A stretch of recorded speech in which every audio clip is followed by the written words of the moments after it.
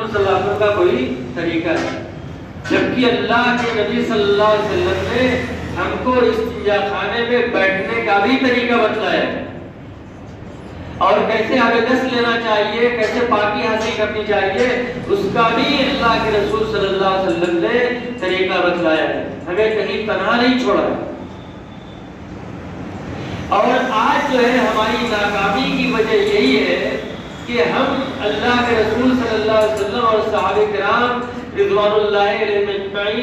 اجمعین کی زندگی سے بہت دور ہے، بہت دور ہے۔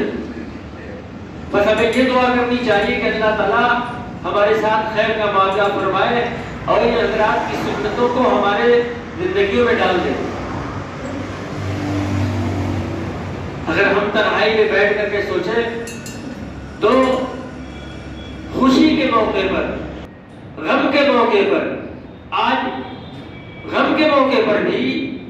ہم اللہ کے رسول صلی اللہ علیہ وسلم کی سنتوں کو چھوڑ دیتے ہیں۔ ہمارے گھر میت ہوئی خدا نہ خواستہ تو اب دنیا بھر کا بکھیڑا آ جائے گا کہ فلاں باہر ہے، فلاں آدمی ہے،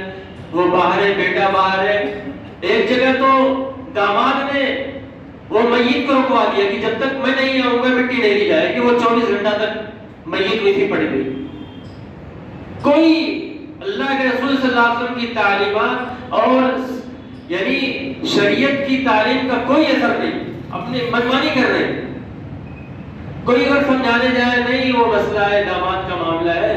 انہوں نے فون کر دیا ہے، وہ ذرا سا اچھا نہیں لگتا، اب وہ آئیں گے جب ہی جا کر کے تدفین ہو۔ شریعت ایک طرف اور ہماری سوچ، ہماری مصلحت ایک طرف۔ جنازہ کیسے لے جانا ہے، قبر میں میت کو کیسے رکھنا ہے، اور بہت سارے مسائل ہیں کہ ہم صرف دیکھ ہی دیکھا کرتے ہیں۔ ہمارے معاشرے میں کیا چلتا ہے، کیسے چلتا ہے، اسی کی ہم اتباع کرتے ہیں۔ اللہ کے رسول صلی اللہ علیہ وسلم کی اتباع اور ان کی سنتوں کا نہ تو خوشی میں، نہ غم میں، نہ تجارت میں، نہ کاروبار میں، نہ دیگر جو ہے مشاغل کے اندر ہم کرتے ہیں۔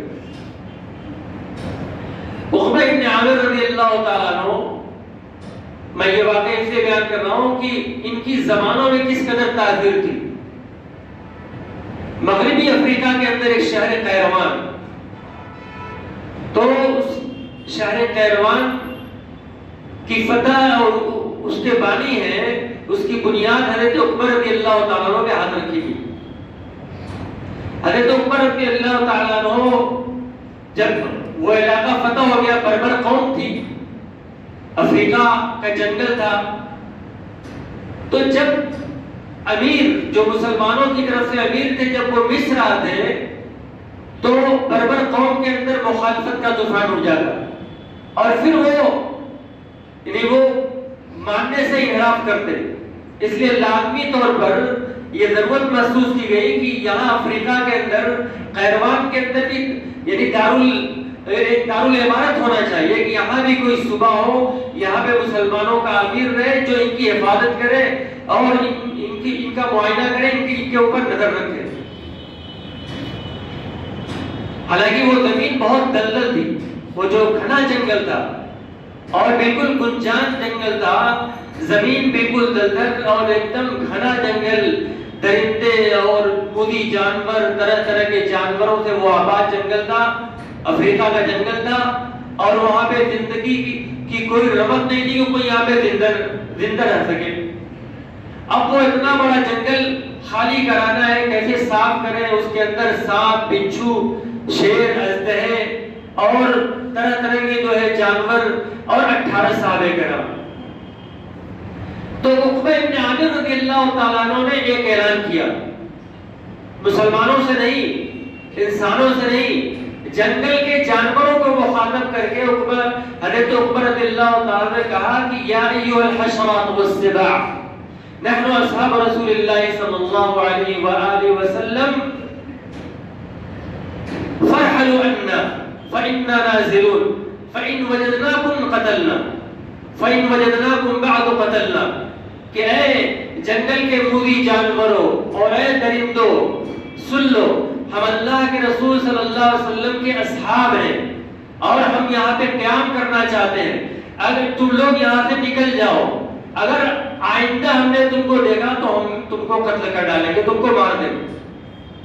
حضرت عمر رضی اللہ تعالیٰ عنہ کا یہ اعلان ہونا تھا کہ سارے جانور، یعنی شیر اپنے بچوں کو لے کر کے، لومڑی اور اس طرح کے جانور اپنے منہ میں بچوں کو دبائے ہوئے، سانپ سپولوں کو لے کر کے، اور یعنی جتنے جانور تھے جنگل کے اندر وہ سب قطار در قطار نکلے جا رہے، جنگل خالی ہو جا رہا ہے، اور بربر قوم یہ دیکھ رہی تھی۔ تو آخر عقبہ ابن عامر رضی اللہ تعالیٰ عنہ کی زبان کے اندر کون سی تاثیر تھی کہ جنگل کے جانور وہ جنگل خالی کر رہے ہیں؟ یعنی دنیا کی عقل حیران ہو جاتی ہے کہ یعنی جنگل کس طرح سے خالی کرائے گا۔ اور لکھا ہے کتابوں کے اندر کہ 40 سال تک اس علاقے کے اندر کوئی سانپ نہیں دیکھا گیا دوبارہ۔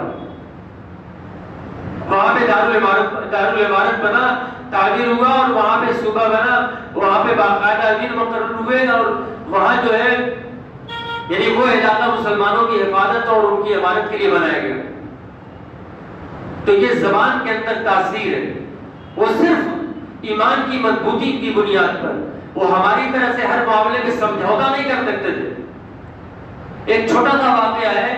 کہ حضرت سعد رضی اللہ تعالیٰ عنہ نے حضرت عاصم نے عمرو رضی اللہ تعالیٰ عنہ کو یعنی یمان فتح کرنے کے لیے بھیجا، اور جب حضرت عاصم رضی اللہ تعالیٰ عنہ وہاں پہنچے تو دشمن قلعے میں محفوظ ہو گئے۔ اب کوئی وہاں پہ جانور نہیں کہ ان کا دودھ لیں، ان کا گوشت کھائیں یا مال برداری کا کام لیں۔ ایک چرواہا ملا جو غالباً فارسی تھا، تو اس سے حضرت عاصم رضی اللہ تعالیٰ عنہ نے کہا کہ یہاں پہ کوئی گائے بیل کوئی جانور ہے کہ جس سے ہم کام لے سکیں۔ تو چونکہ وہ دشمن کا آدمی تھا، اس نے کہا کہ نہیں یہاں پہ کوئی جانور، جھوٹ کہا اس نے۔ تو جنگل کے اندر سے بیل نے کہا، وہ بیل یہ گفتگو سن رہا تھا، وہ اس بیل نے کہا کذب عدو اللہ نحن ہاہنا، کہ اللہ کے اس دشمن نے جھوٹ کہا ہے، ہم یہاں موجود ہیں۔ یعنی بیل کو اللہ تبارک تعالیٰ نے قوت گویائی دی، اور حضرت عاصم رضی اللہ تعالیٰ نے بیل کی آواز کو سنا، جنگل کے اندر کے گئے، دیکھا کہ گائے بیل اور بہت سے جانور وہاں موجود ہیں، سب کو وہاں سے لے کے آئے۔ اس طرح کے بہت واقعات ہیں صحابہ کرام کے، اور بعد کے اللہ والوں لوگوں کی کرامات ہیں، اور ان کی جو ہے بزرگی ہے، اس طرح کے واقعات کے اللہ کی مدد آتی ہے۔ یہاں کرامات شمار کرنا مقصود نہیں، بس یہ کہ اگر من کان للہ کان اللہ لہ، جو اللہ کا ہو جائے گا اپنے عمل کے اعتبار سے، اپنی عبادت کے اعتبار سے، طرز زندگی کے اعتبار سے، معاملات کے اعتبار سے، یعنی جس طرح اللہ تبارک تعالیٰ چاہتے ہیں، جیسا قرآن چاہتا ہے، جیسا کہ اللہ کے رسول صلی اللہ علیہ وسلم چاہتے ہیں، اگر ہماری زندگی ہر موڑ پر اور ہر شعبے کے اندر اور ہر میدان کے اندر ہماری زندگی ویسی ہو گئی تو انشاءاللہ آج بھی اللہ تبارک تعالیٰ کی مدد ہماری شامل حال رہے گی، اور ہمارے ساتھ بھی وہی معاملہ ہوگا جو پہلے کے لوگوں کے ساتھ معاملہ ہوا۔